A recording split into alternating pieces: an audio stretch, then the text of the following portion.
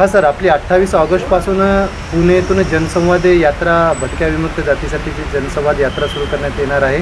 याबद्दल माहिती द्या सर. आज 15 ऑगस्ट निमित्त सर्वांना शुभेच्छा.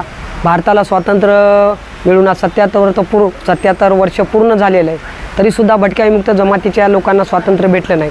त्या माध्यमातून भटक्या विमुक्त संयोजन समितीच्या माध्यमातून 28 ऑगस्ट रोजी पुणे येथे फुलेवाडा या ठिकाणून त्यांची सुरुवात होणार आहे व ती जनसंवाद यात्रा भटक्या विमुक्तांच्या समाज बांधवाला घेऊन महाराष्ट्रभर ती जाणार आहे.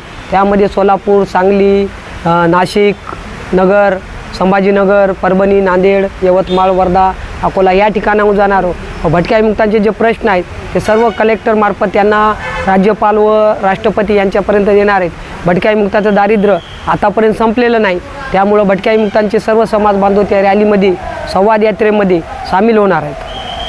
आपण आव्हान काय करू इच्छिता नांदेड जिल्ह्यातल्या सर्व नांदेड जिल्ह्यातील भटक्या विमुक्त जमातीच्या लोकांना मुख्य प्रवाहात आणण्यासाठी आतापर्यंत जी सरकारने योजना राबवलेली आहे त्यामध्ये राशन कार्ड, आधार कार्ड, मतदान कार्ड, जातीचे दाखले, विधवा पेन्शन योजना, घरकुल योजना या राबवलेल्या आहे. पण आमच्या भटक्या विमुक्त समाजांना कुठेही न्याय व हक्क भेटण्याचं हे नाही. जो निर्णय आज ओबीसी आरक्षणाच्या मार्फत आहे या मार्फतमध्ये आमच्या समाजांना त्यांनी की SC व ST या सवलती लागू कराव्यात. या माध्यमातून भटके विमुक्त मुख्य प्रवाहात येण्यासाठी मदत होईल.